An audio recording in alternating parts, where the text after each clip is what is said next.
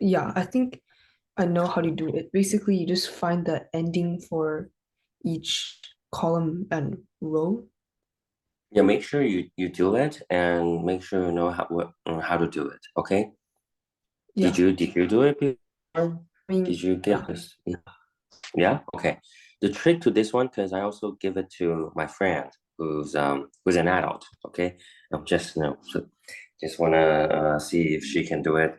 When she did it, um, well, the pattern here is really easy. It's just that notice that at the end of the 2020 table, it's a little bit tricky. So we know the pattern is one and then four, and then for P is seven, right? And for Q, that's two, five, eight. Basically, the difference is three, right? And it goes on and on. So I'm not sure if you notice the tricky part. The tricky part is that if you can imagine that you go up, up, up, right? So one, the first diagonal is one for P. Second diagonal for P is four. The third diagonal for P is seven, right? So we know that the Yeah, next diagonal is 10 and then 13 and stuff, right? So in the yeah, end, we get and then 16 and then 19. So 19 is a 19th diagonal. It's almost the end or half, the end of the half of the table. And the next one is not 22 because we don't even have a 22 diagonal. So you have to think, so for 20, it's going to be Q, right? 19 is P. And then after 20, it's going to be 19 again, right? yeah. Imagine the table. Yes. So that'll be R. So for 19, that'll be R. And then for S, so no, what, no S. For P, if you're going back to P, it's actually 18. That's the tricky part. Okay, so we have all the way from 1 to 9, 1, 4, 7 to 19 for the first half of the table. And then once we cross the longest diagonal, the longest 20 diagonal, right? And then we get 19 and then we get 18 to get P. And then still we're gonna skip by 3, so 15 is P, and then 12 is P, etc. That's the only tricky part. Okay, so just make sure you get it right across the corners. Okay. Okay. Okay, good. So next. Yeah, problem solve 17 is a very tricky one. Um, did you do it? Oh, yeah. Yeah, you did. I Which mean, answer? yeah. My Uh-huh. answer was two. You Because also did you got two? yeah, Okay. Mm, yeah, I checked the solution, it says one. See, so I got two as well. You see, it's got one here. Um, the problem with this is that I think the wording of this question is just ambiguous. So I don't think this problem um, really it doesn't really review any mathematical insufficiency or deficiency here. Okay, because it doesn't really say because I actually cut one and folded one myself. Okay, when I fold okay. one, Oh what yeah. appears? Yeah, Yeah, I you also see, folded one. you also folded the one. Okay, Yeah. yeah, and when I folded one, I found the one loophole here, which is if you get a piece of paper like this, you can fold it two ways. I'm not sure if you noticed that. You can fold it two ways. One way is that all the numbers are facing out, so you're actually folding this way, right? Because the other page, like the other side of the paper is blank, right? So if you fold it, you can get blank in and number out. In that fashion, we get two here. If you fold it this octahedron this way. But if you fold the octahedron in the fashion that all the numbers are facing inward, so all the numbers in blanks out, you get one here. Okay, so that was ambiguous. It didn't really say and and up to the right. Yeah, let me see. Yeah, you see, in the question didn't really say numbers in or out. It didn't really say you fold this way, right? All numbers in, or you fold that way, like all the numbers out, right? So that was ambiguous. So I assumed it was, numbers out, right? Because numbers out, we can see the numbers. Yeah, I Yeah, also assume. yeah, and that will give you two. So, yeah, I don't believe this is a good question. You actually at least have to tell you which way you're gonna fold it, right?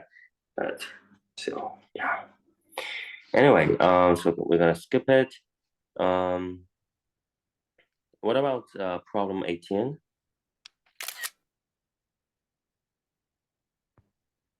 Starting from 18, let's talk about it.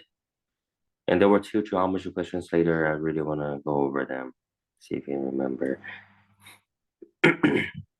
Okay, starting from problem 18, let's talk about it. Okay, so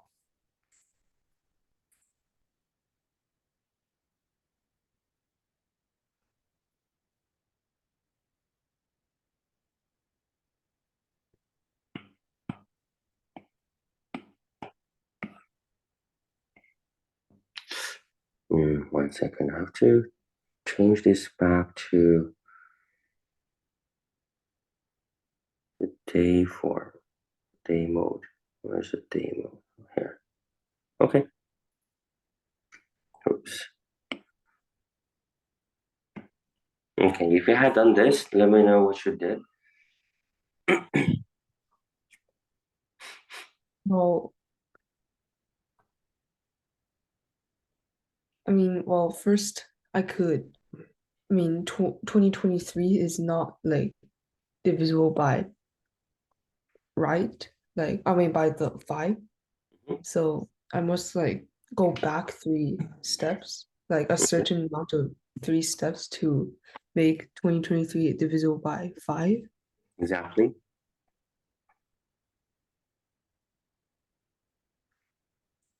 Mm, And how many 3 steps to the left you should make?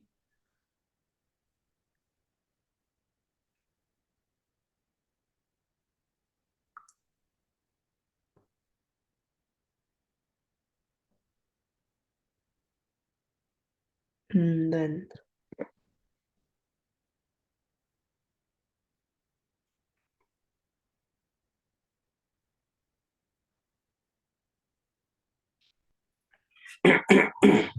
so the least number to make 2023 divisible by five is plus 12.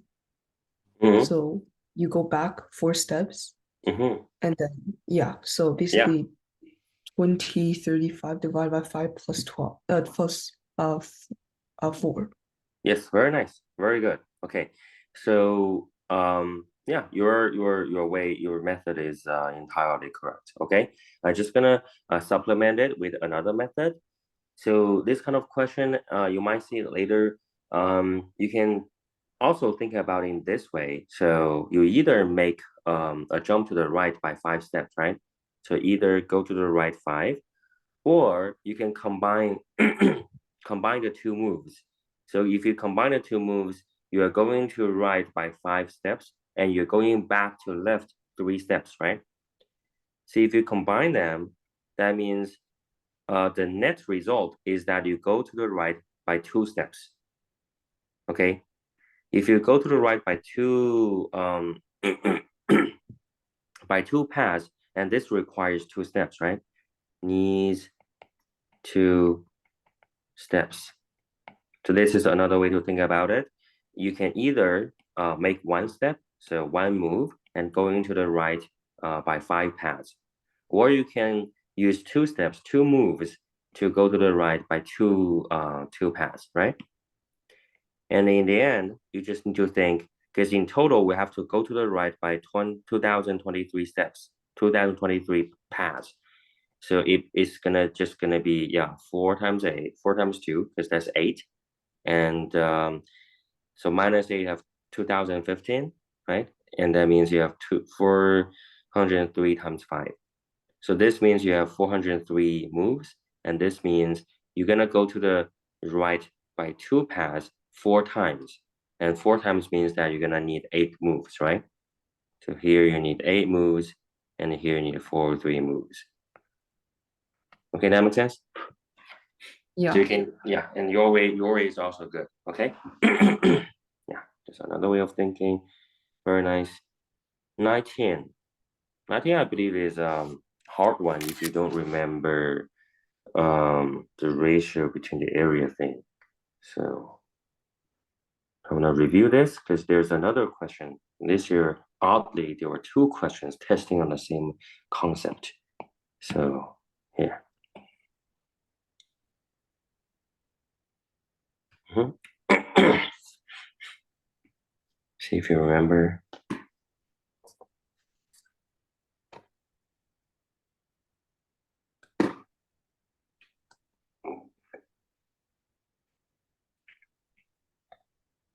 The ratio of the silence is 2 to 3.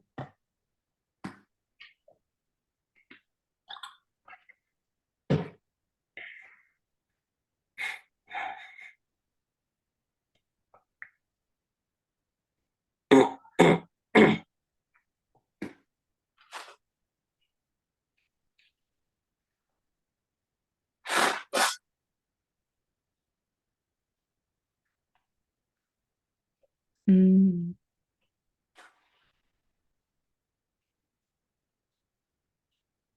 So let's first review this. If you know the ratio between the sides, what is the ratio between the areas?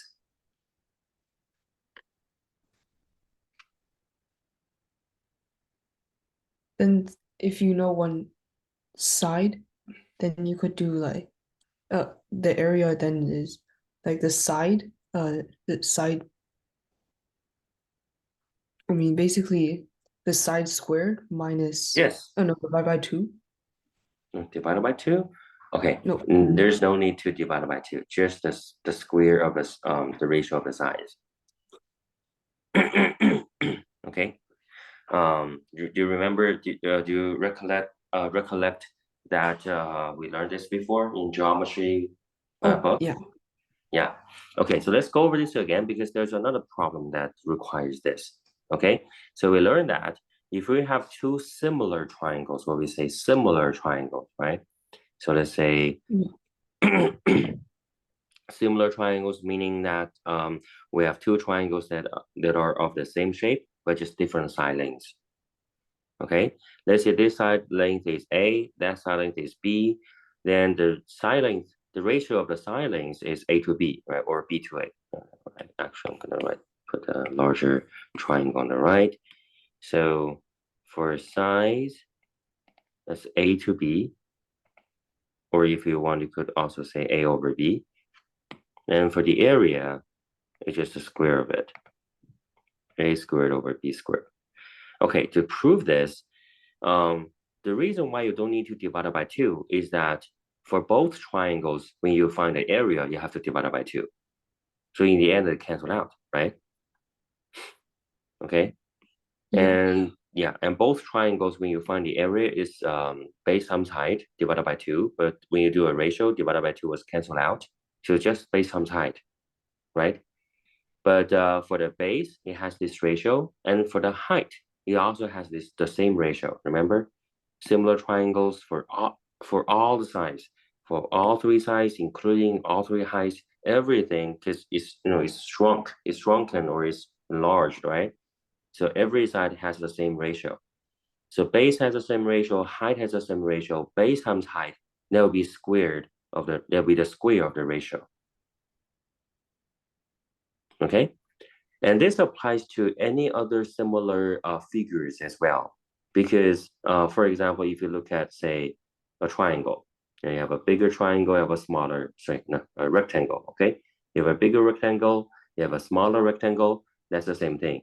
Let's say this is length and, uh, length and width, right? Now for the smaller one is length and width. For the bigger one, let's say just width 1, length 1. For the bigger one is width 2, length 2. Okay, again, if they are similar rectangles, okay, if they have ratios in it, then that means the ratio between the two widths is equal to the ratio between the two lengths, right? And then when you find the area, you have to multiply them.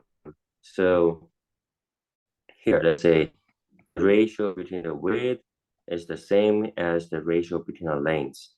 That's the definition of being similar to one another, right?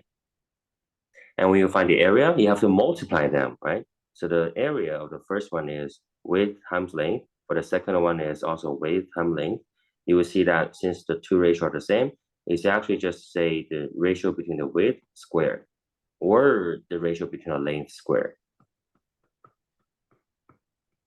Okay, make sense?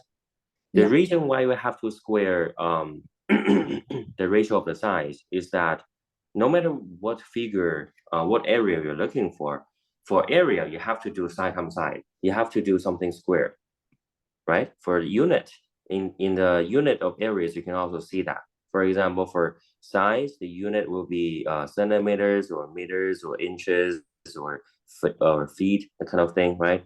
And for area, remember, a square centimeters, square meter, right? Square inches and square foot, square feet.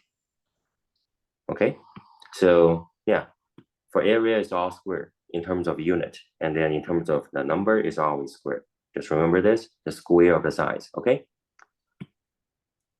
So what do we do next? The inner triangle compared to the outer triangle, the ratio of the side is 2 to 3. So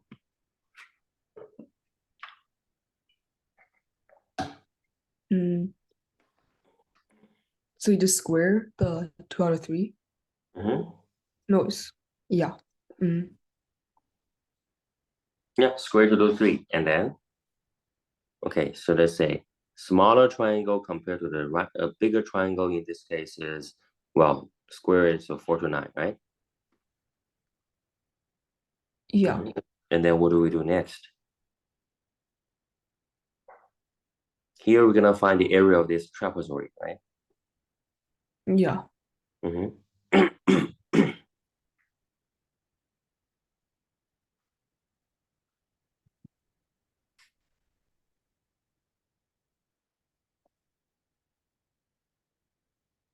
Any idea?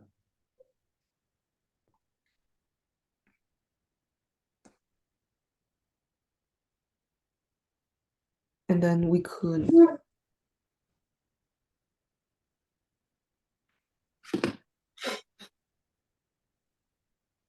Do you need a hint or?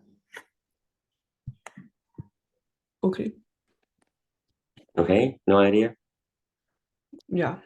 Okay, so once we know the ratio, here we can actually just suppose one of the triangles to have some sort of area.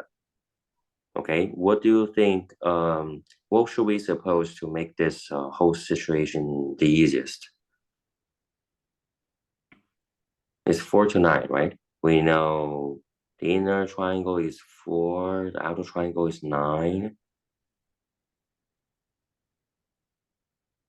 So to make it the easiest, we can just suppose the larger triangle to have an area of 9, right? Yeah. Because it's ratio, right? So just suppose, so just let the big triangle be 9. Then the smaller triangle is just going to be 4. Let them have these areas, okay? I think that's good enough. What's next? What do you think? Just a suppose, okay? Whenever you have ratios, you can always suppose.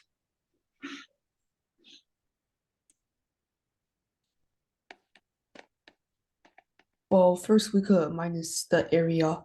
I mean, we could first get the area of the big triangle minus the smaller one, and Exactly. then divide by 3. Yeah, that's it, right? Because the inside is 4, outside is 9. You minus it, that'll be 5. So 5 is the area of all three of them. And it actually says 3 congruent trapezoid, right? So the 3 trapezoids have the same area. So one of them just have 9 minus 4 divided by 3. So 5 over 3. Okay, and in the end, what will be the answer?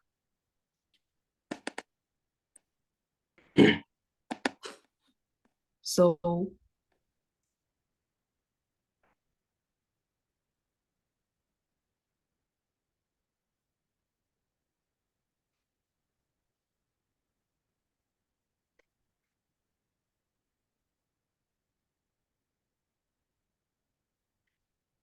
So it's 5/3 divided by 3, which What is the ratio we're looking at? Read the question and just set up the ratio. to the inner triangle. So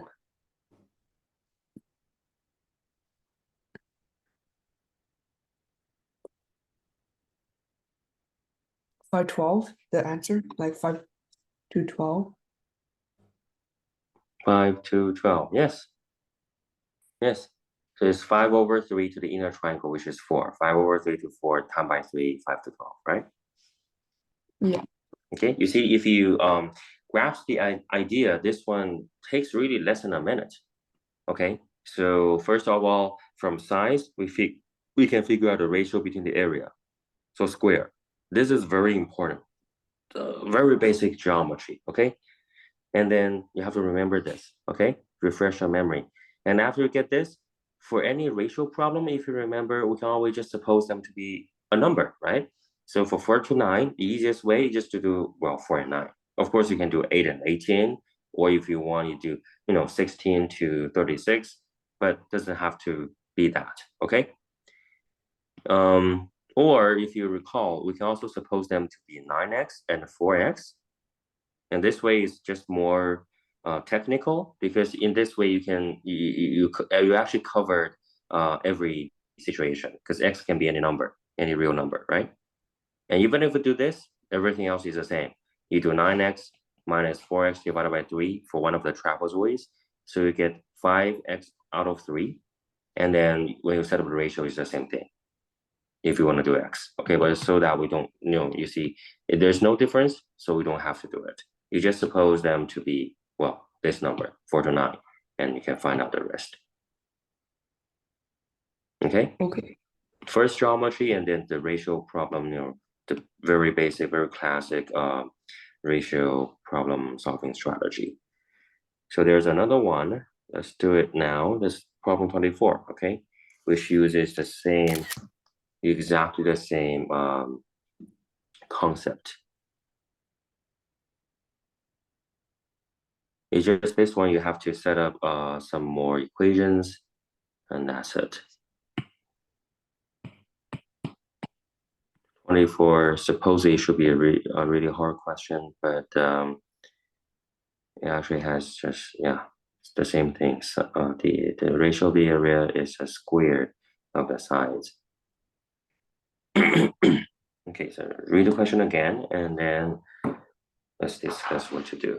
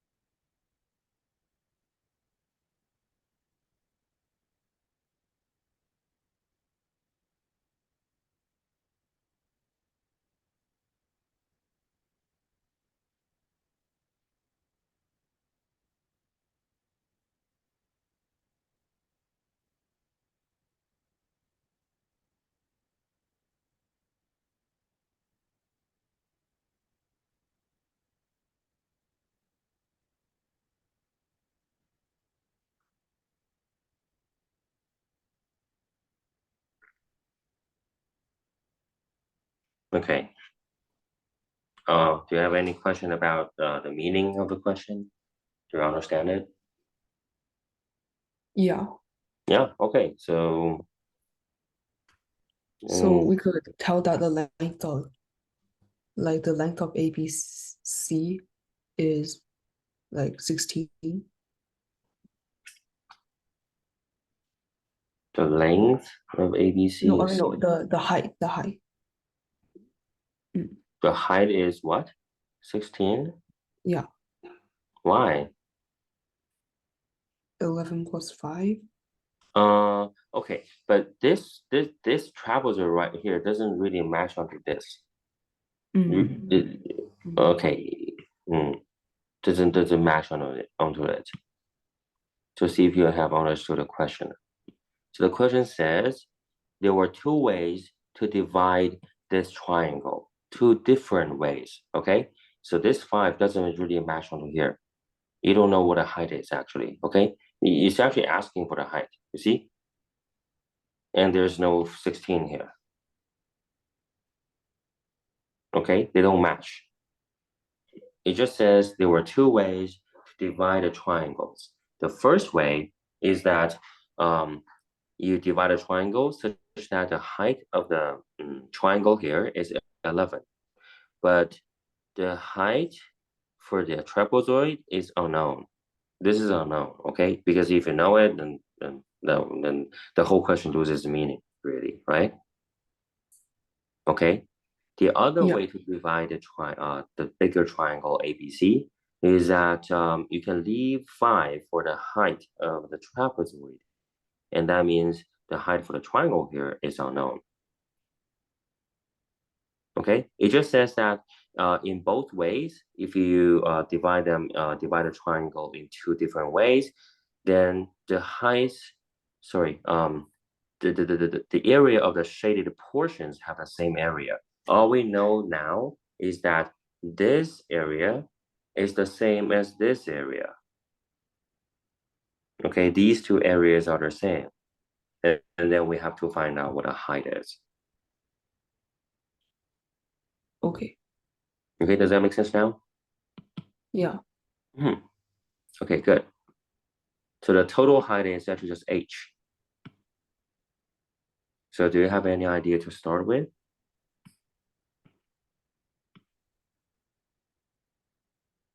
If not, I can give you some hint and then we can discuss. Okay.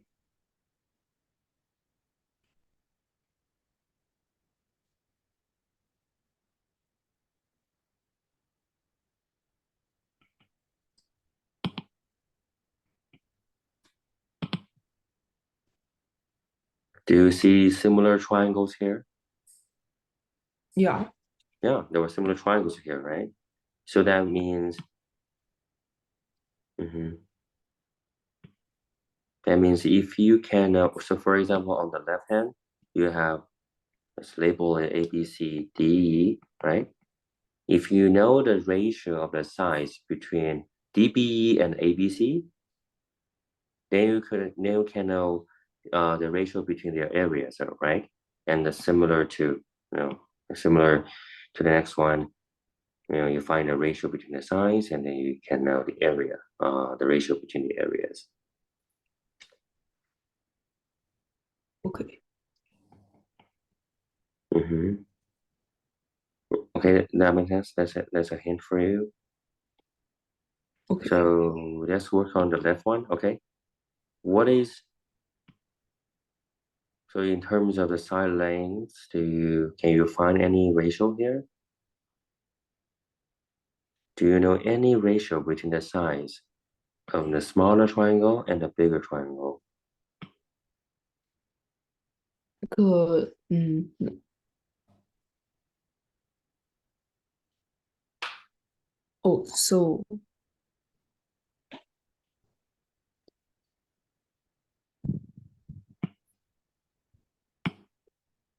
Anything? No?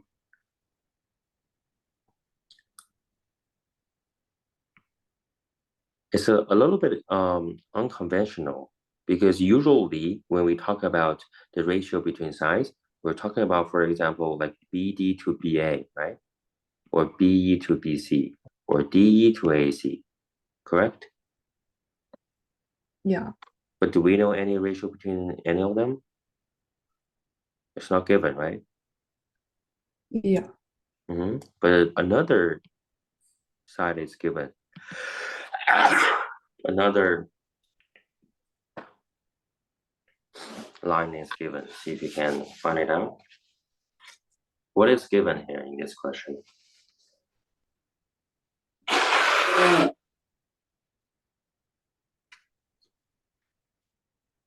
other than the three sides, because The all three, shaded, I mean, the shaded part has the same area. yeah, that's given. But what about the ratio between the sides? DBE, ABC, we've got two triangles, right? Yeah, Mm-hmm.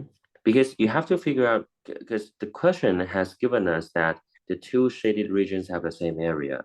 So which means we have to find out a way to find the area of this trapezoid and also the area of the triangle and make them equal so that we can translate the condition into some equations, right? yeah, Yeah, I think that's intuitive. Find expression for this and then find an expression for that. So let's first find an expression for this, right? To find the expression for this, you have to first figure out what is the area of the unshaded triangle on the top. And then you subtract it from the larger triangle. Does that make sense? yeah, Yeah. Okay, so let's write it down. For the shaded trapezoid here, it's just triangle ABC. If you remember the area, the notation for area is squared brackets, right? So ABC minus the area of DBE. We don't actually know what the area of ABC is, but we can find out the ratio of the area, of DBE and ABC, DBE to ABC, right? How do we find the ratio of the area? Then we need to know the ratio of the size. Does that make sense now? yeah. So So if what is the we, ratio of the size?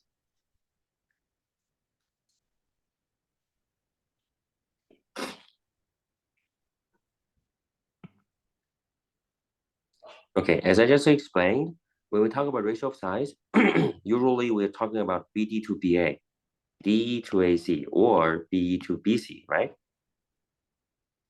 yeah, But none of them is given. So what else? Other than these three sides, what can we look at? What can we look for?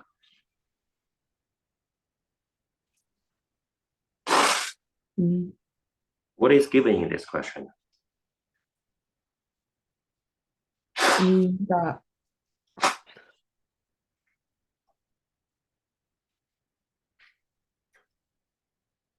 it's isosceles. Like, It mm, is, okay, isosceles doesn't give you the ratio between the sides, right? Okay, so let's review this again.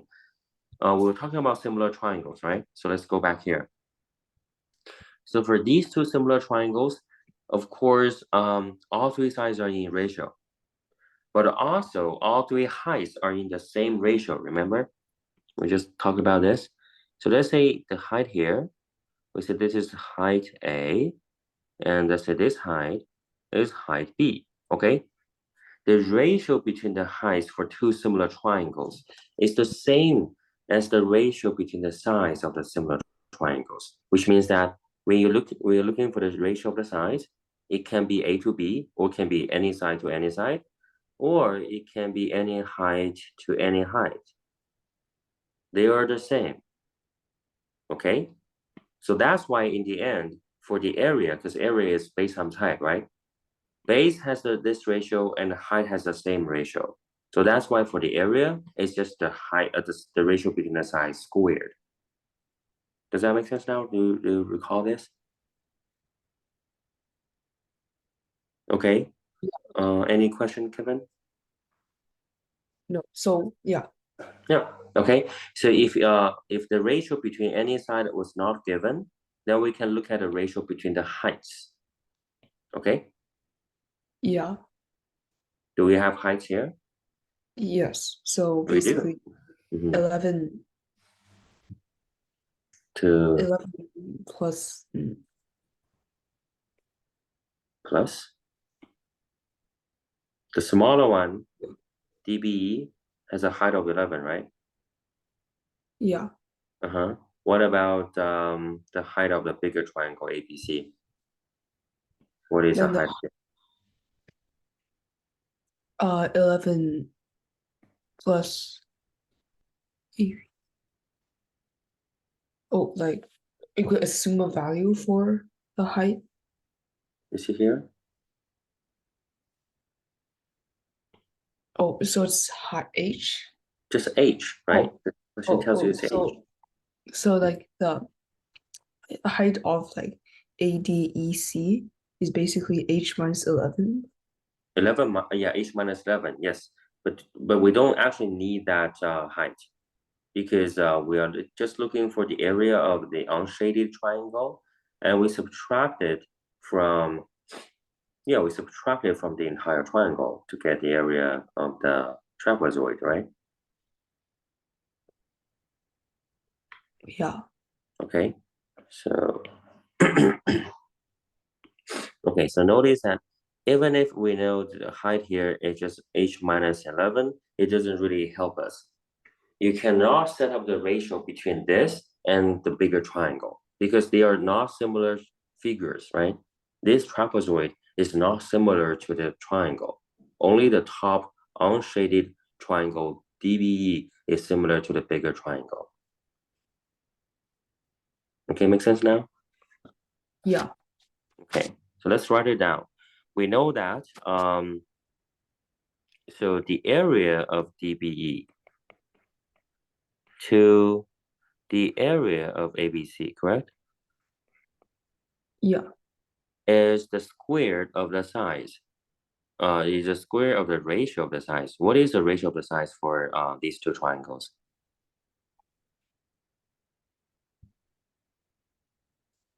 Ratio of Then the 11. 11 over H minus 11. Oh, Exactly, 11 yeah, over h, right? And then we square it, which means we have 121 over h squared, correct? yeah, Yeah. In other words, if ABC has an area of 1, let's say it has an area of 1, then DBE would have an area of 121 over h squared. Make sense? yeah. Good. So what about the area of the trapezoid here? Let me write it down. The area of the trapezoid is A, D, E, C. It will be the difference of the two triangles, right? Then what is the area of it?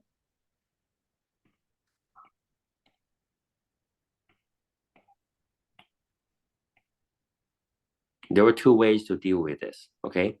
The easiest way is that, just as I explained, you can suppose the area of ABC to be 1.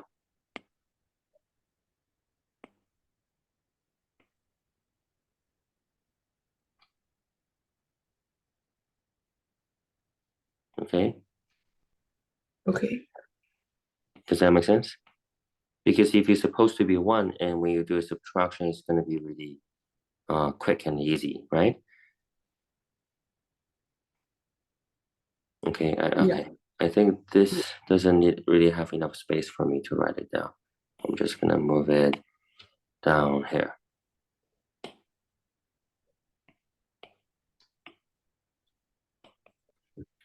Okay. Um. Yeah. So supposing ABC to be 1, if that makes sense, I'm gonna write it down because every time we have a ratio, you can always do this. Or in this question, you can also suppose DBE to have an area of 1 to 1, and to suppose ABC to have an area of h squared. Right? Whenever you have ratio, you suppose this, just like the previous question. Remember? In this question, 4 to 9, you suppose 4 and 9, right?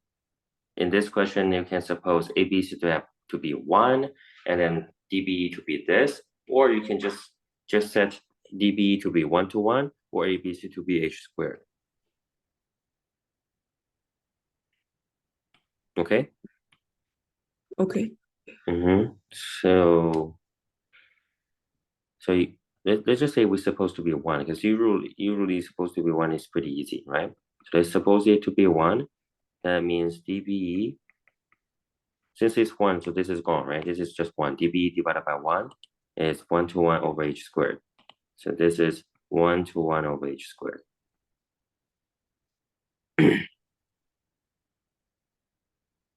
Okay, make sense?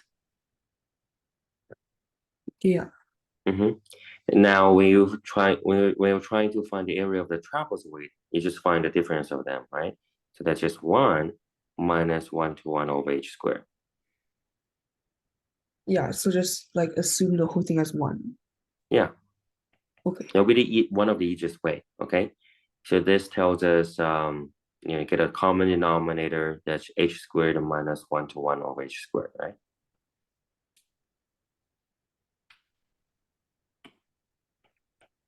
Any question? No. Okay, good. Okay, so another way to look at this, I want to talk about this more. Okay, so you can suppose it to be many things else. Okay, but you have to suppose it to be something in order to do the calculation, right? So there were many things you could suppose. Let's say another way to do it, you can just let ABC to have an area of h squared, and then DB just gonna have an area of 1 to 1. This also works, doesn't really matter, okay? In this case, you will get h squared, just h squared minus 1 to 1. You see, compared to this, it just doesn't have the denominator here, but it has the same numerator stuff, okay? Later on, because when you look at the other area, if you suppose them differently, you're gonna have a different result, and then in the end, everything will cancel out. Okay? Okay. And yet another way is that you don't suppose anything that works as just as fine. Okay, if you don't suppose anything, then you have to do something, because here you have to do a difference, right? You have to find a difference. So if you don't suppose anything, you could just manipulate the ratio of the area here, so that you can multiply this ABC over here, right? So multiply both sides of the equation by the area of ABC, then you would get 1 to 1 over h squared ABC. Okay, make sense? You represent the area of this smaller triangle in terms of larger triangle, right? And then you plug in here, so there will be just ABC minus 1 to 1 over h squared ABC. And since both terms have ABC in it, you can just factor it out. So there'll be ABC times 1 minus 1 to 1 over h squared. Yeah, this is like, if you, for this step, you can see the area of ABC as x. Just basically x minus 1 to 1 over h squared x, right? Combining like terms, remember? When you combine like terms, you just subtract or add the coefficients, right? X minus 1/2 x, you just get 1/2 x, right? Okay. Okay. Yeah. In this case, if the area of ABC is supposed to be 1, then you just have 1 minus 1 to 1 over h squared, which is, well, our first scenario. Remember? Here, right? If you suppose Yeah. the area of ABC to be 1. Yeah. If you suppose the area of ABC to be h squared, like the second scenario, then if here is h squared, you see, if you're supposed to be h squared, then you time it in, right? You just get h squared minus 1 to 1, which is our second scenario. But it doesn't really matter, right? You can suppose ABC to be anything you want and use the same quantity for the triangle on the right. Okay, as long as you use the same quantity, because it doesn't really matter, because you don't actually know what area of ABC is. It can be any area. It can supposed to be anything. So just pick one that's the most convenient to you. Okay, make sense? So the last way is, of course, the least convenient, because you have to deal with a big ABC here, right? So we don't have to do that.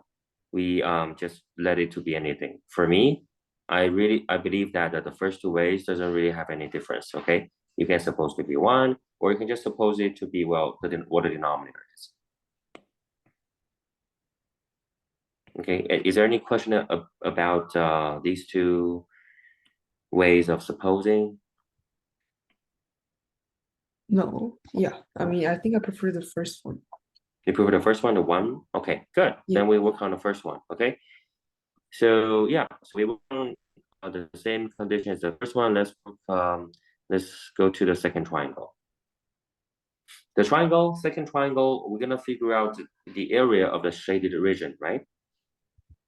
Now, what do you think we can do?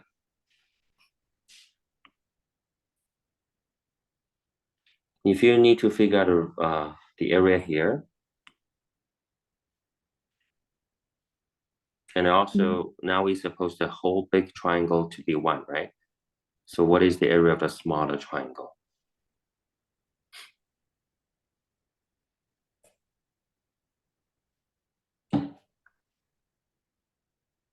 Then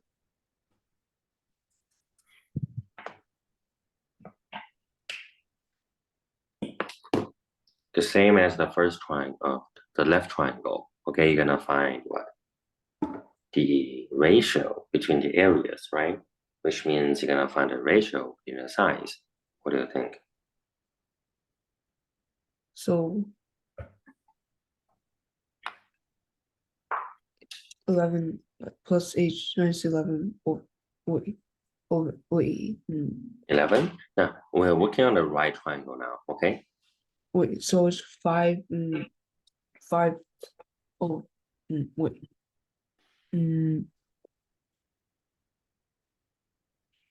Don't rush, don't hurry. Just think about what is the ratio between the size of the smaller triangle and bigger triangle. You're only given the height, remember? The ratio between the size of the two triangles is just the ratio between the heights of the two triangles, right? yeah, So what is the ratio between the heights of the two triangles? well, it's 11 plus h minus 11? 11. There's no 11 here. I mean, I thought, oh wait, It's the then second triangle. There's no 11. There's only a 5 here, you see? 5,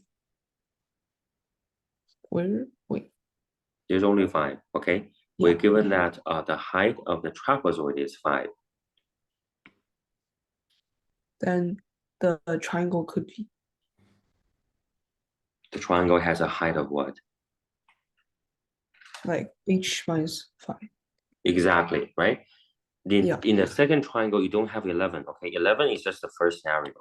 These two are not related, okay? They're not related. They're just two entirely different ways of, cutting the triangle into a smaller triangle and a trapezoid. There's no relationship between them, okay? So we're doing the second one, just look at the second one. Again, we're gonna find the ratio between the sides, right? So for the smaller one, that's h minus 5. The height of the smaller triangle is h minus 5, yeah? Okay. okay, Then for the right triangle, for the for the triangle on the right, what is the ratio between the area of BDE? Again, DBE, right? DBE to ABC. What do you think? then it's 8, 5 over h. 5 over h? No, no, I mean the ABC is h, so ABC does have the height of h. Good. What is the height and of that's h DBE? minus 5 on top. H minus 5. Good. Not 5 over h, but h minus 5 over h, right? The Yeah, area between the two triangles is the square of the ratio between their side lengths, right? So the ratio of their side lengths in this case is the ratio between their heights.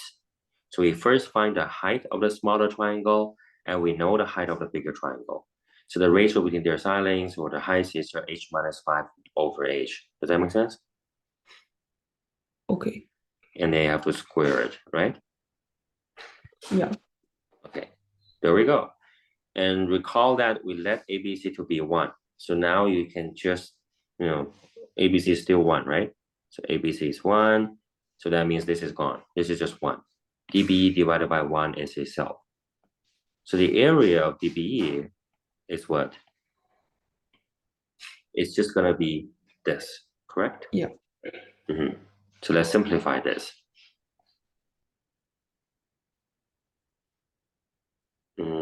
If you take the square, Then it's h squared. mhm, Yeah, h squared minus 10h plus 25 very nice, over h squared. very nice, right? Okay, very good. Now we have the area of DBE. We also have the area of the trapezoid. What do we do next? What is the We relationship between? we could like add them to for the wait. Adam? Okay. What does the question say? Read again. You seem to forget a question. It's Okay. the height, so But what is the relationship between the shaded regions? Do we just add them?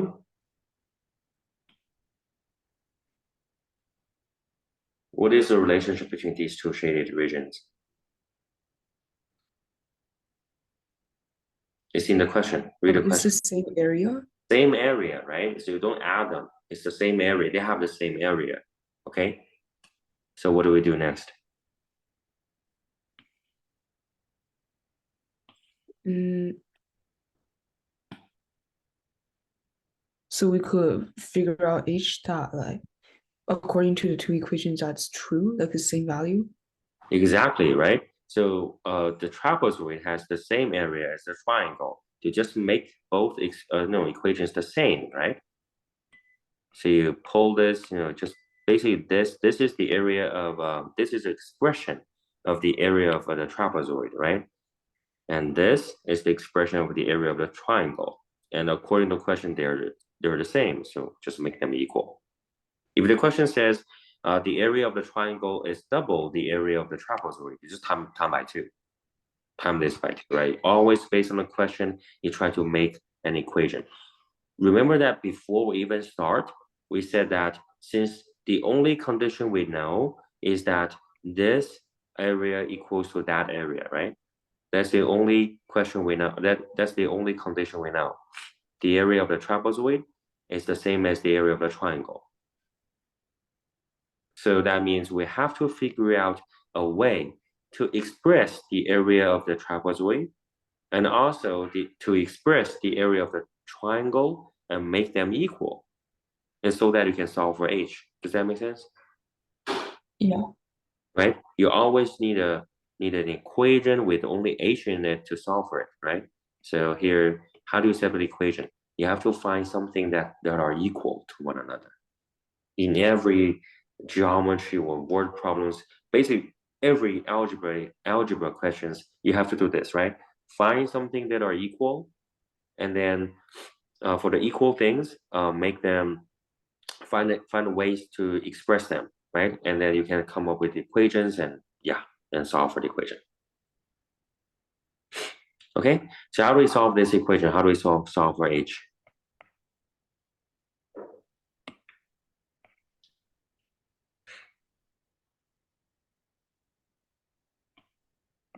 Do you remember anything? Mm. Anything you can cancel We out? could like times h2 Yes, both sides. exactly. So This cancel out. so it's h2 minus 1 to 1 equals to h2 minus 10h plus 25. Yeah, so here you can just cancel out and then We could move the h, so which is h squared is canceled. very good. This is also canceled, right? So we have a negative one to So one. Go ahead. we could do 10h equals to 1, 4, 6. So h is So h is 146 divided by 10. just 14.6 is Yeah. divided by 10, right? So going back to the question, we choose A.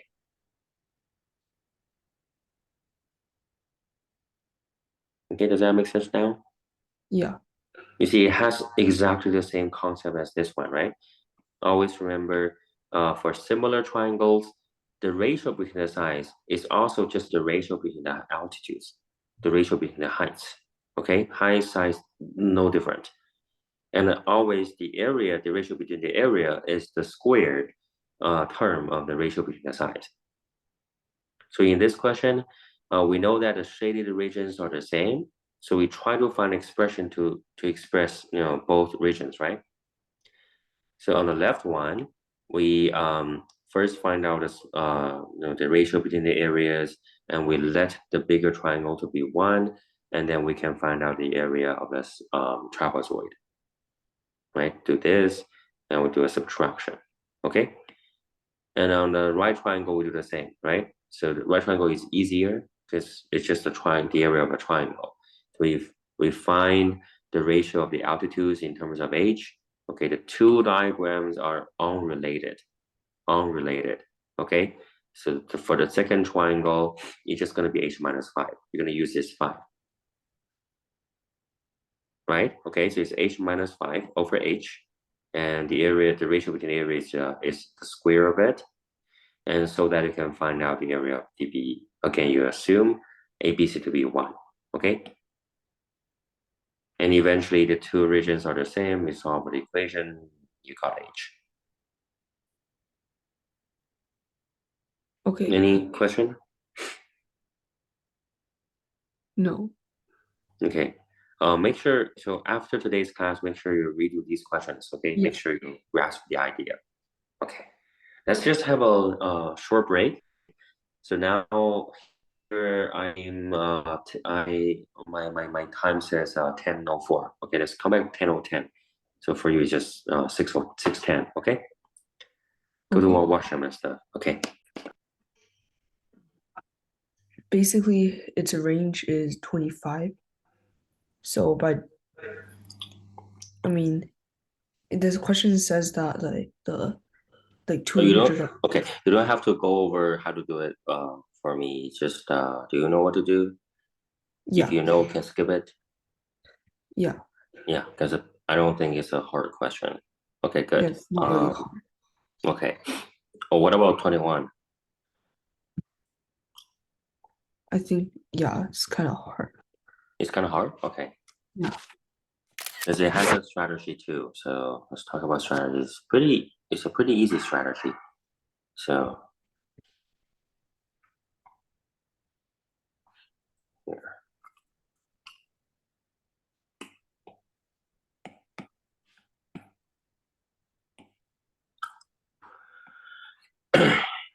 so you have numbers from 1 to 9. You're gonna group them basically into 3 groups so that the sum of each group is the same, right? Any idea of how to start?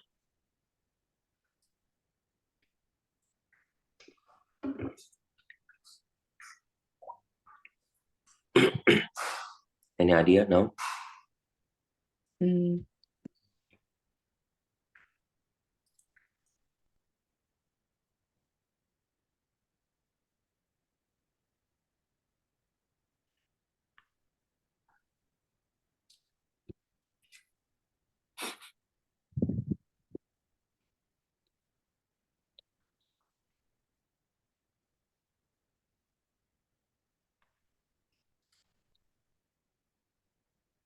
mm,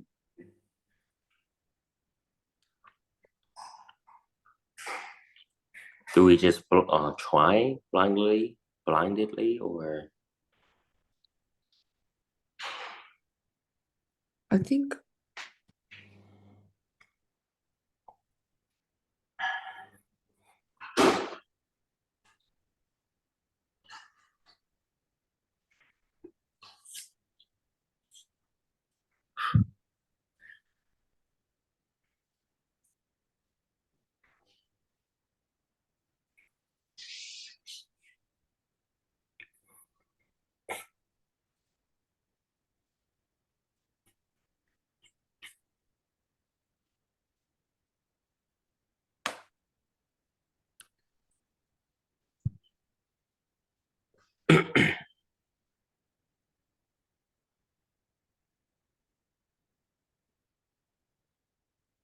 nothing?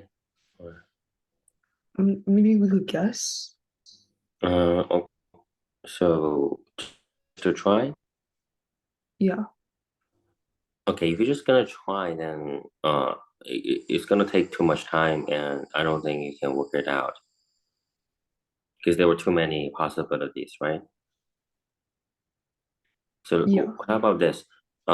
If you get three groups, what is the sum of each group?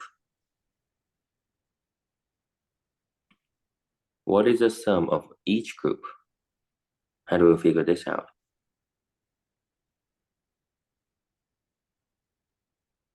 Mm,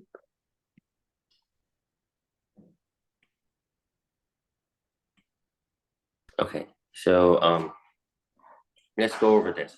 This kind of question can be pretty common, okay, even in later exams in higher level math competitions, okay? The first way is always you're gonna first figure out what the sum is for each of the group. So how do we figure this out? Well, you have nine numbers from one to nine, right? And then you can only use each of the number once. So that means, so let me ask you, what is the sum of all three groups?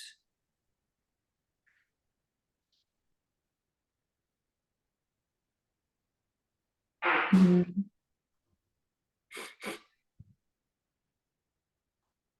Well, it's from one to nine. You have to use every number once and you have to use them all, right? yeah. So what is the sum of all three groups?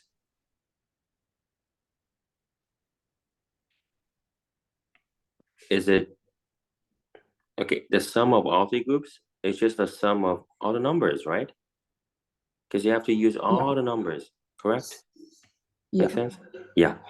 So any type of any question of this type, you have to first find out the total sum. Okay, the total sum will just be one plus two plus three plus all the way till nine. And yeah, what is the sum of these?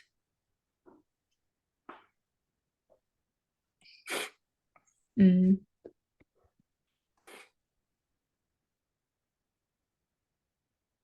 Don't know equals how. to.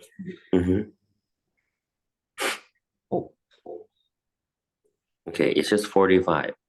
You can just simply add them up, right? Or you can use what we say arithmetic series, but yeah, I haven't gone over this with you, but we'll go over it later. Okay, so for now, just add them up. It's not too hard.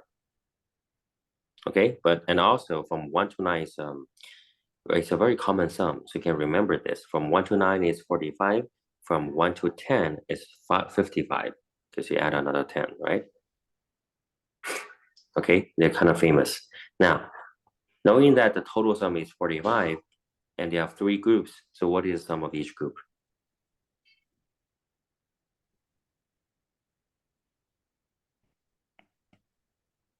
Mm, basically, the sum you could divide by like into threes. Exactly, right? Yeah. Each group should have the same sum and they sum up to be 45. So each group is 15. Make sense? Okay. Yeah. Yeah. In other words, if I change the question a little bit, if I ask you to divide these nine cars into two groups of any cars, okay, that the sum of each group is the same. Is it possible? Is it possible to group nine cars into two groups so that the sum of each group is the same? It's not possible, right? If you only Yeah. have two groups, then 45 is not divisible by two. So obviously that's impossible. Does that make sense? Yeah. Yeah. So you can divide them into three groups or five groups or 15 groups, and that's it. But 15 groups are obviously not possible because there were only nine cards. Okay, now after we know that the sum of each group is 15, then we can try. Okay. So um any idea? How can we start? Maybe give me an example. Maybe we could do something like nine 5 and 1. Good. Now, if 951 is a group, let's see if it is possible. Okay, so what is the other group? What are the other two groups?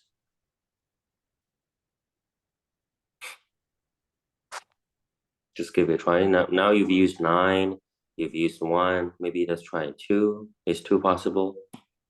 2, 7, 6. Yeah, good.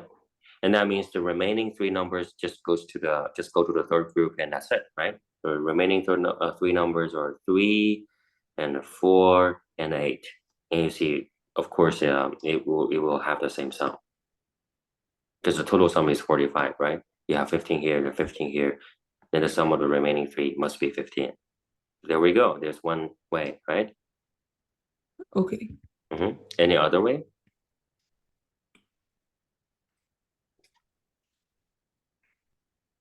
Mm, you could also do like the reverse. No, like you could just switch.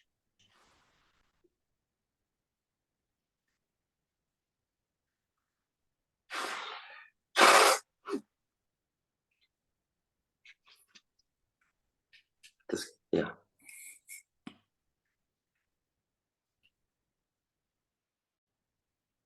Okay. Think about this. In the first way, you grouped 159 together, right? You have to choose one number to consider. Say that we choose 1, or you can choose 9, doesn't matter, okay? Any number. If you choose 1, then you need to think if there is a second way, then in the second way, the group that has 1 in it must not have 5 and 9, right? Because in the Yeah. second way, if you still have this, that's the same way. So in the second way, if we still use 1, what two numbers else that we can choose here other than 5 and 9?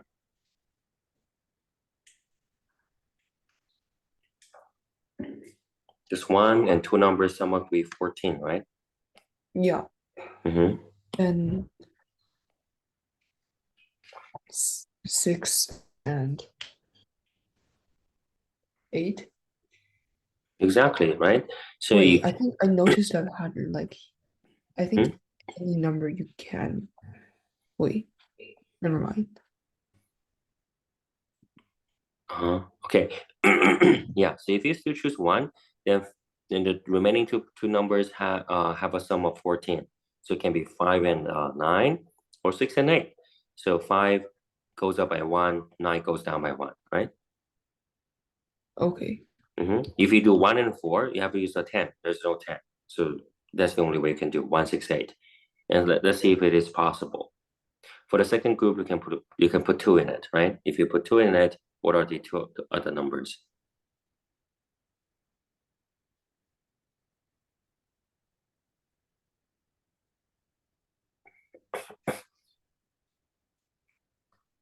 Sum of 13.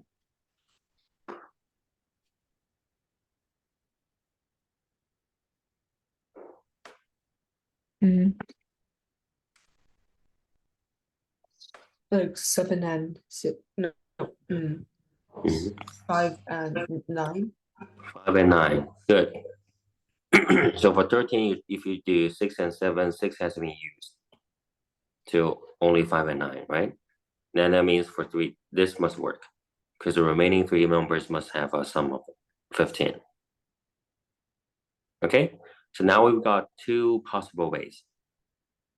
Any other way? So for the third way, again, you put 1 in the first bracket and see if you have any other possible cases.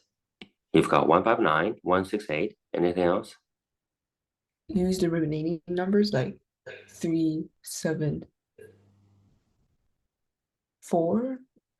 3, 3. Yeah, the remaining 3. Yeah, 3, 7, 4. You don't have to try here.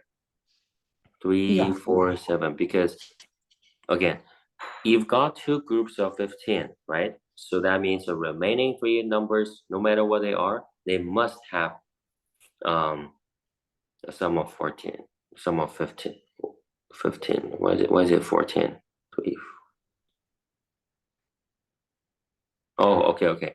One, this 259 is not 15, you see? 259 is not 15. 219. Sorry, the second group is wrong. 259 is 16.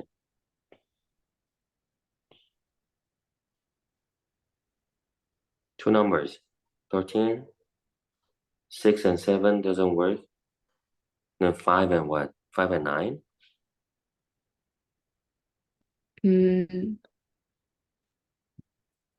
Yeah. No, 5 and 8. No. Yeah, 5 and 8, right? But 8 has Yeah. 8, yeah. So what else? 5, 8 don't work, and then just one go down, one go up, right? Yeah. So 5, 8 doesn't work, and then yeah, 6, 7 doesn't work, 5, 8 doesn't work. You see, one go down, one by up, one go up. 4, 9. Yeah, 4 and 9, right? So it should be 2, 4, 9. Okay? And the remaining three numbers, no matter what they are, they must have a sum of 15. Does that make sense? Yeah. Yeah, because here you've got 15 here, 15 here. The total sum is 45, so it must have a 15 here, no matter which three. So if you want to look at it, that's going to be 3, 5, and 7. See, it does have 15 as a sum. Okay. Okay, make sense? I'm gonna change the order here so that we put 1 in the front. Okay. So now we've got two possible ways, correct?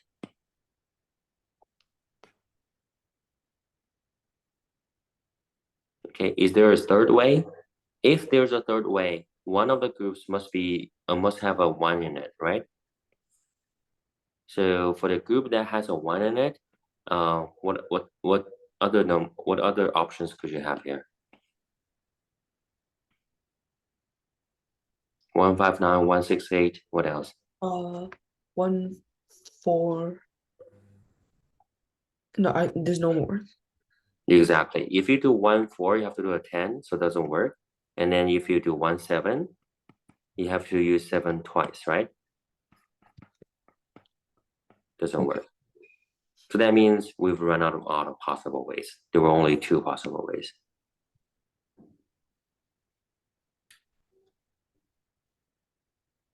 Right? Yeah. Okay, makes sense? So this is how you do this kind of question. Oh, So okay. yeah, you got it? So you first find the total sum, and depending on the number of groups, you can know the sum of each group. After you know the sum of each group, here comes the important part. Okay, this is a strategy. Once you get to do this once, I think you will remember this for future, okay? For future, you might see other kind of problems. You always do this first. First, determine the sum of each group. And after that, we know that no matter what situations we have, there must be one group that contains a 1 in it. Or you could say there must be a group that contains a 9 in it or contains an 8 in it. So you can choose any number to consider. Okay? To say that we just choose one, because that's the easiest, right? Or you can choose 9, doesn't matter.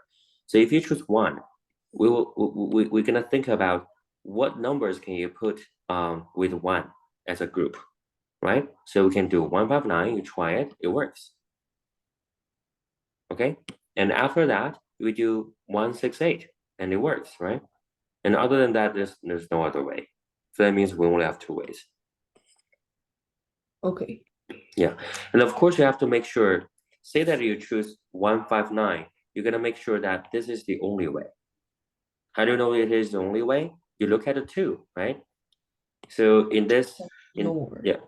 yeah. In the first scenario, nothing works because 2, 6, 7, that's the only thing that works. Because if you go down by 1, so you get 5, 5 has been used, right? It's going to be 5, 8. And then again, if you go down by 1 again, you get 4. Then the other number has to go up again. You use 9, but 9 has been used. Right? So both ways don't work. 2, 6, 7 is the only way for the second for the first way, right? So in 159, this situation, you only have one possible way. And same for the second way. Make sense? Yeah. Yeah, choose one number to consider, and that's it. You will see that we run out of all the possibilities. So we choose C. Make sense now? Questions? Mm, do we? I mean, we Mm-hmm. first test all the ones, twos, and threes. Then how about the fours? How about the fours? Okay, we don't have to consider fours because um, if we run out of all the possible ways for one, then all the fours have been covered. In other words, if you consider four, no matter what numbers you consider next, there has to be a group that has a y in it, correct? There has to be one group that has a y in it. And that group we've run out of all the possibilities. So you don't have to consider four. Because for any number you need to consider later, you have always to consider one, right? Say that you try four. Do we need to try four? If you try four, say that we try one. Let's say we try four, 5, 6. Okay, but that won't work because you have to have another group, the second group or the third group. To for for the third group or the second group, there must be a one in a group, correct? Yeah. Right? Yeah. What about this group? For the group that has a y in it, you can only do 5, 9, or 6, 8. But see, 5 and 6 have been used. Not possible. It's not Okay. possible. Does that make sense? So Yeah. yeah, so you only need to consider the group with 1 or 9 in it because there must be a group that contains a y in it, Mm, right? Yeah, so just need to consider how many possibilities can we get for 1 or 9. If you consider 4, what about this group?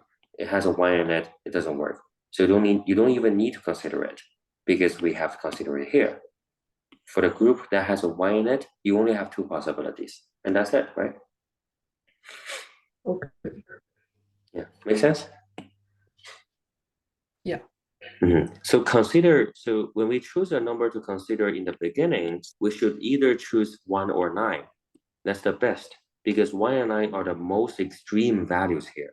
You want to take the lowest value to consider or the highest value to consider because for lowest and the highest value, they are most restrictive, you could say, right? Because the situations possible for the extreme values, for the minimum or maximum, is is most restrictive because they are minimum or maximum. The possibilities for the minimum or maximum values are the least among all the other numbers, right? Yeah. Yeah, because they're smallest. Okay, if you consider four, there were a lot more situations than one, but still you can only get these two possibilities because for the group that contains a y in it, you only have these two. Okay, in other words, for the groups that contains a 9 in it, you only have this and this. You see, you either do a 915 or 924. If you do 933, you can't. There's only one three. And or you can do 906, but there's no zero. You see? So if you consider 9, there are only these two groups. Okay. Make sense? Okay. So we consider either the smallest or the biggest value so that it's going to be easiest for us. Okay. Yeah. Anything wrong with your eyes? No, just like my eyelashes went into my eye. I Oh, okay, mean, okay. it's okay. It's Yeah. okay. Okay. If you feel strained, then we can just call it an end. Okay. I don't want you to be too It's exhausted. okay. It's okay. Okay. Okay. Good. Good. So yeah. Okay. Then let's do 22. So 22, I think can be hard.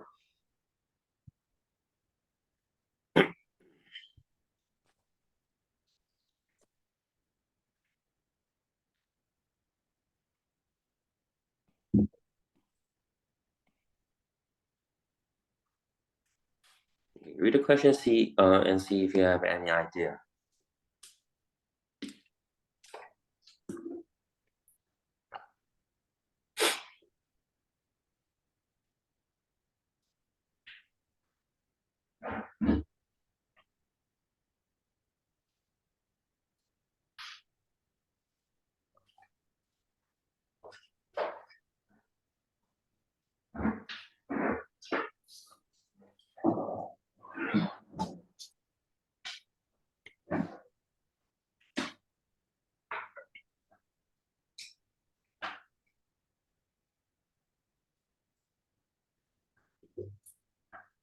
Have you done this before?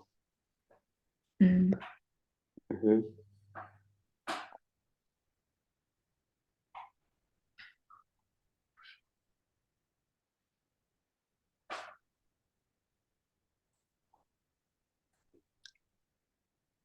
So, no idea? not really. Not really. Okay. So, we have a sequence of positive integers. Each term after the second is a product of previous two terms, right? So that means we don't actually know the first terms, correct? But if we know the first two terms, then we can determine every term ever since based on the first two terms, correct? Yeah, If you don't know the first two terms, can we suppose? sure. Yeah, let's do it. Okay, what are the first two terms? What do you want to suppose them to be? I mean, like X and Y, I don't know. Exactly. Yeah, x and y. Okay, for unknown numbers, our most intuitive, most basic method is just to suppose them to be x and y and stuff, right? So the first term is x, second term is y. What about the third term?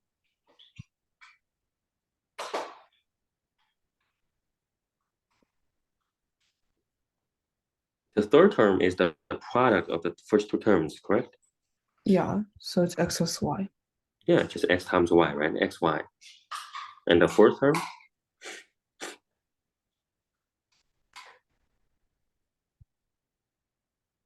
the product of previous two terms, right? So what is the next term? Mm,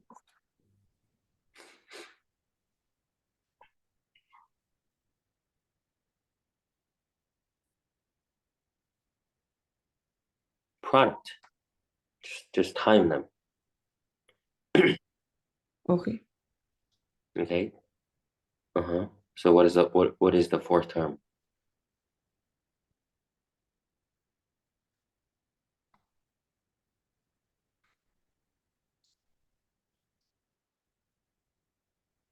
Mm, oh, there's XY squared? Like, Yeah, xy yeah, squared, right? It's just a product of this and this, y times xy and xy squared. Okay, make sense? Get it? yeah. What about the next term? So X squared plus Y cubed. Plus, No, no, times Y cubed. yeah, and the sixth term, X cubed Y to the power of 5. exactly, right? And this number is given, well, given by the question 4,000, correct? Yeah, hmm And x and y, they are positive integers, right? yeah. So what two integers? Well, when one cubed and the other one is brought to the power fifth, is brought to the fifth power, gives you 4,000. How do you determine x and y here?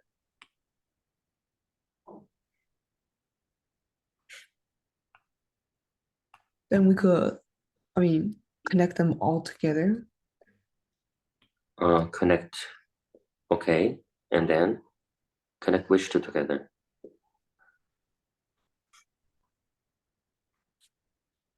This is the equation we got here, right? How do we solve for this? Knowing that x and y are integers. X and y are whole numbers, they're integers, right? Yeah, Mm-hmm. How do we know what they are?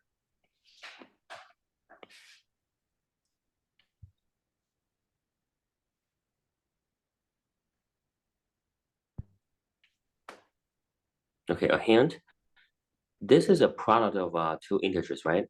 X being an integer, Y being an integer, and it's basically just integer times integer, a lot of integers multiplied together, right? Yeah, And it gives you 4,000. So how do we know what integers what integers, if you time them, you get 4,000. What should we do about this number? we could prime factor. Exactly, we could prime factorize, right? Because prime factorization gives you a product of, well, some integers, and then you can match them. Make sense? Yeah, Yeah, so what is a prime factorization of 4,000? Get a piece of paper and do it and try. Or if you can, mentally calculate it, that'll be fine too.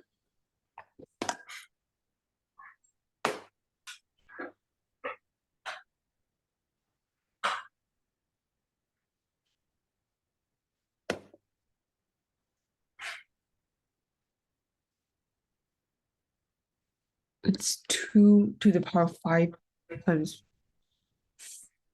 5 to the power 3. Good. What does it tell you about X and Y? X is 5, Y is 2. There we go. Right? So the first term is 5 and then 2. So the question is asking for the first term. That's 5. Make sense? Okay, Now yeah, we can confirm it. 5 times 2 is 10. 2 times 10, 20. And then 200. And then 4,000. You see? It works. okay, Yeah, makes sense now. So for this kind of and if you don't know what the terms are, you suppose them to be X and Y, A and B, whatever, right? And follow the rules. You figure out the term. You're gonna the term is given now, or is given in the question, right? And make it to be, well, 4,000 in this case.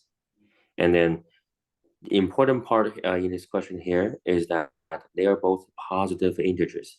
Whenever you look at positive integers and you have a product of positive integers, you prime factorize, right? After you prime factorize, you figure out numbers, that's it. okay. Okay, make sense? Any question? No, Good. Just as a side note, how can you mentally prime factorize 4,000, in a quick way? Any idea? It's a well, very special number, right? yeah. Go ahead. Mm, Looking at these zeros, what do they tell you? like we just need like yeah, I mean just only 2,000 which mm, We've got a bunch of tens, right? For 1,000, we've got three tens, yeah, correct? And in yeah. each 10, go ahead. I mean each times 2 and then 2 times 5. Right. And for 1,000, you've got three tens, so three twos and three fives, right? So you should Yeah, have three twos and three fives, but you have a four, and four is factorized to be two twos. So another two twos. So 2 to the 5th, 5 cubed. Make sense? okay, This is how to do it mentally. Okay, and then in the future, whenever you have a number that ends with a bunch of zeros and you need to do a prime factorization, you always do this, right?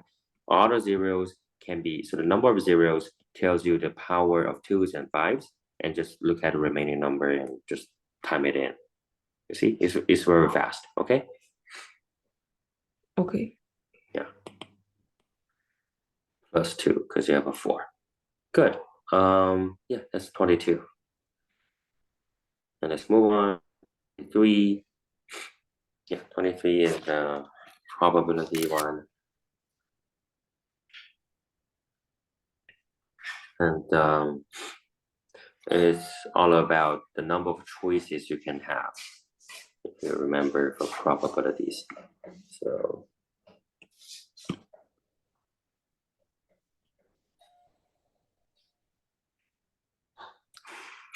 okay. Um, Yeah, read the question again, and then let me know when you finish, and let's talk about it.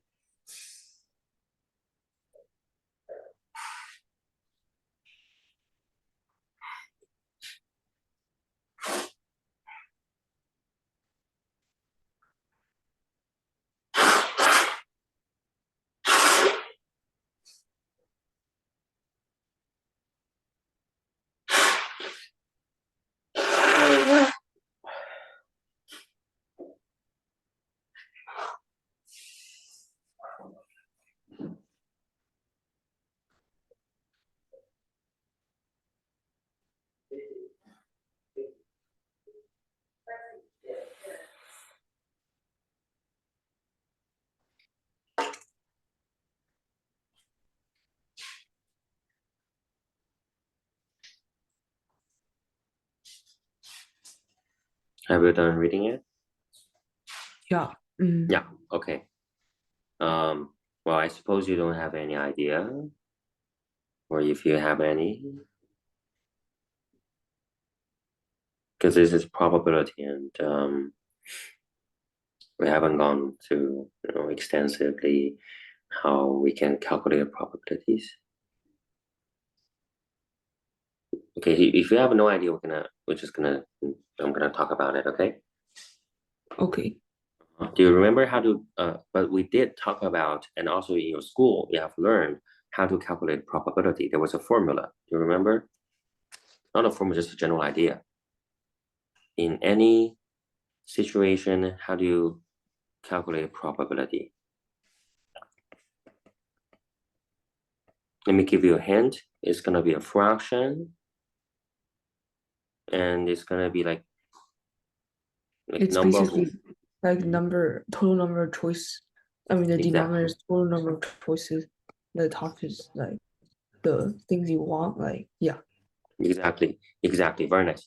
The denominator is total number of ways of an event, right? And the numerator is the number of ways that your desired outcome can happen, right? So Yeah. for desired outcome, good. For desired outcomes. Very nice. Yes. So here, so in the future, whenever you have probability questions, it's always gonna come down to this formula. Okay. So in this question, we have to figure out both. Now, usually the denominator is very easy to figure out. It's just a total number of ways that of this event happening, right? So what do you think about this situation? You've got 9 blocks, right? 9 positions. And in each position, you have 4 choices. And four over.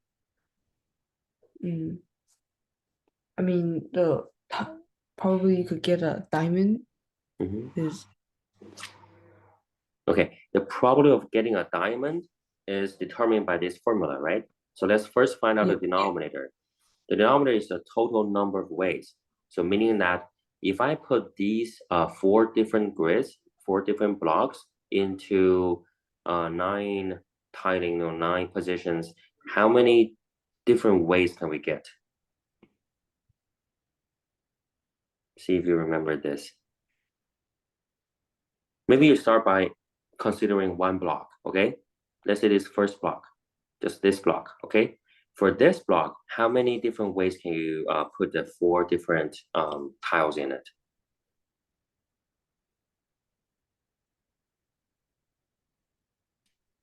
Well, it's just 4, right? If you Yeah. only have one block, you can choose any one of the 4 among the 4 possible grid, correct? Possible tile, right? Yeah. Yeah, so for the first position, you can choose any one of the 4 tiles. That means you have 4 possible choices, yeah? 4 possible ways, okay? Then what about 2? So I'm gonna cover 2. If you have like 2 positions and you're gonna put these 4 in it, how many choices do you have?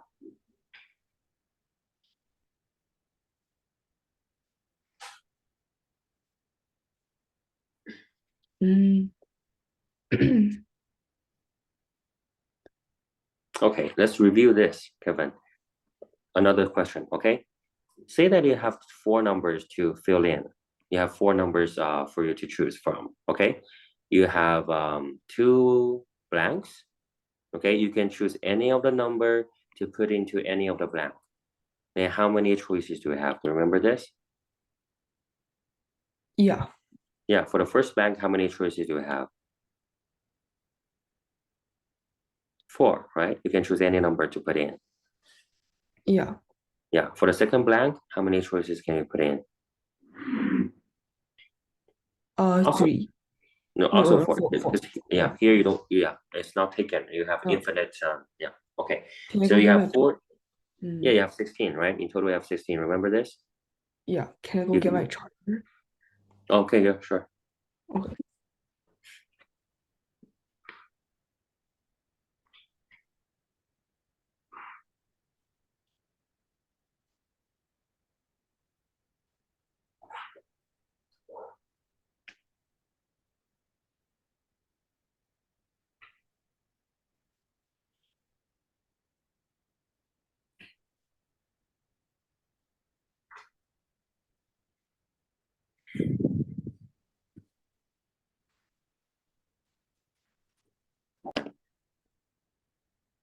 All right, so this you remember, right? To be specific, if you choose one in the first blanket, in the first blank, you can do 1, 1, 1, 2, 1, 3, 1, 4, right? So that's four choices. You know, if you choose two in the first blank, you can do 2, 1, 2, 2, 2, 3, 2, 4. Remember this, right? Yeah. So that's why we have 4 times 4, 16, 16 ways in total, correct? So here we have Okay. the same scenario, correct? Yeah. So if you have two blank positions, and in each position, you can choose one of the four possible tiles. So isn't that 16 also? You have four choices here, and you time them, correct? Yeah. Yeah. Okay. So if you look through the surface of them, you look through the meaning of this. In the nature, they have this. They're the same. The tiles, the numbers, they're the same. You only need to consider the number of choices and just multiply them. Make sense now? Okay. Yeah. Okay, good. Good. All right. So what about nine positions? In each position, again, you can choose one of the four tiles, right? Yeah. So what is the total number of ways? Four choices, four choices. Remember, you multiply them, right? What about the other blanks, the other positions? Four. Wait. I mean, Everything is four, right? yeah. Yeah. So what about the total number of ways you can put the tiles in?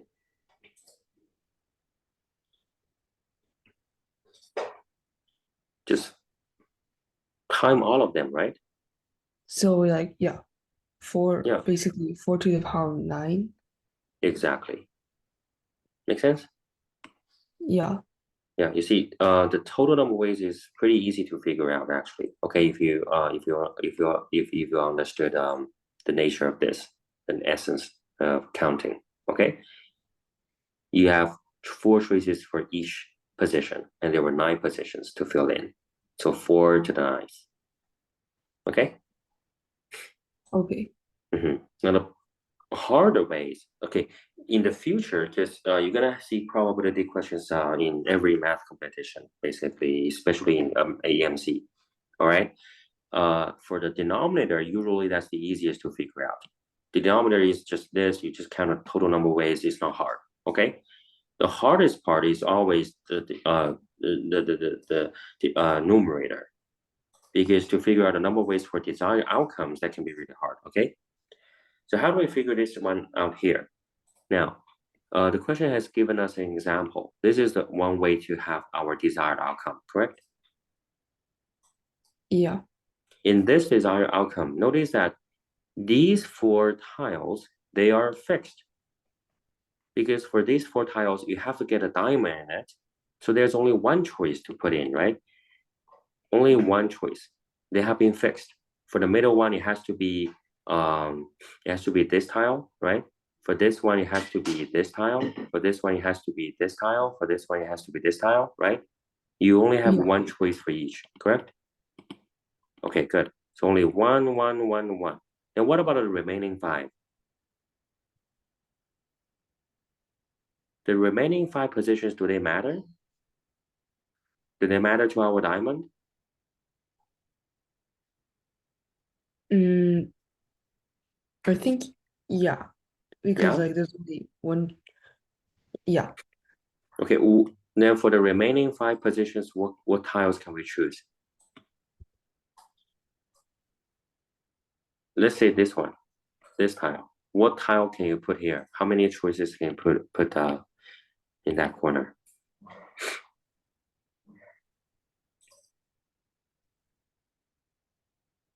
Mm, Does it matter if I choose yeah. any There's only one choice for each corner. for each corner? Only one choice? Why? Okay, think about this. For the top right corner, if I change it to be any tile among the 4 tiles, does it affect my diamond? I mean the corner ones. If wait. Mm, Well, in the current situation, we've had our diamond here, right? The diamond is already here. It has been formed. We have a diamond, right? yeah. So the corner one, for example, this doesn't matter to our diamond because we already have a diamond,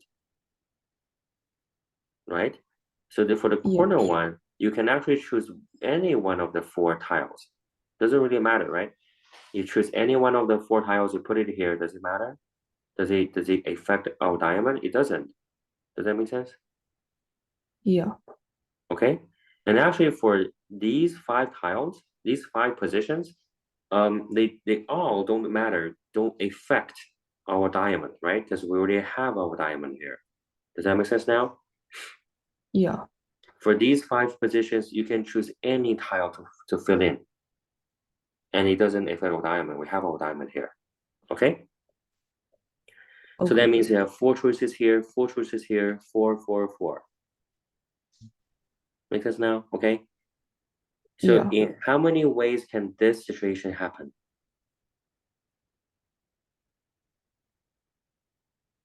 Just multiply all of them again, right?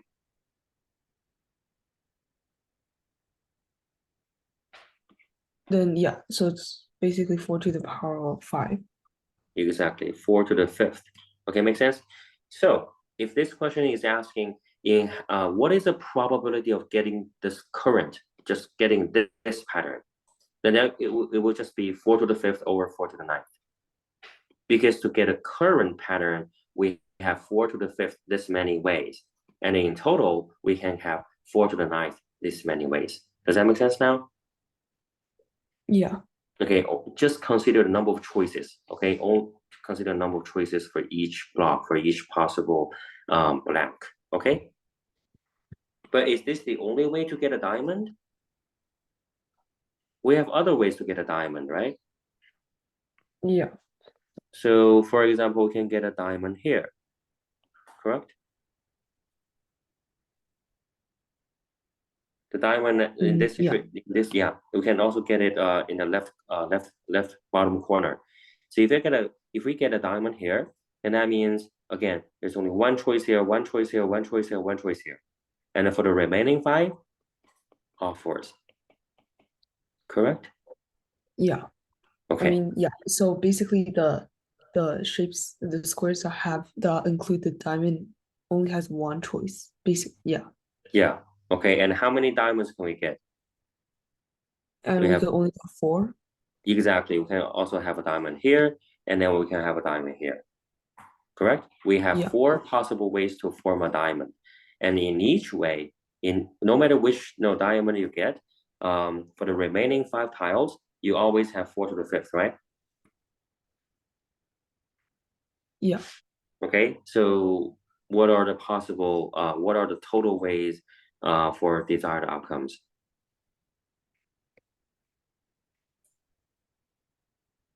This situation, you get 4 to the 5th.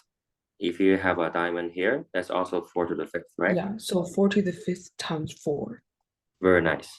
There are 4 ways to put your diamond in, and in each way, you have 4 to the 5th to put the remaining 5 tiles. Make sense? So Yeah, actually 4 to the 6th, right? 4 to the 5th times 4 is the total number of ways for desired outcomes in this question. Does that make sense now? yeah, Yeah, or you could say 4 to the 5th plus 4 to the 5th plus 4 to the 5th plus 4 to the 5th, because there were 4 different situations, and each situation gives you 4 to the 5th, that many choices, that many situations. okay. Okay, yeah, and in the end, you just cancel out, right?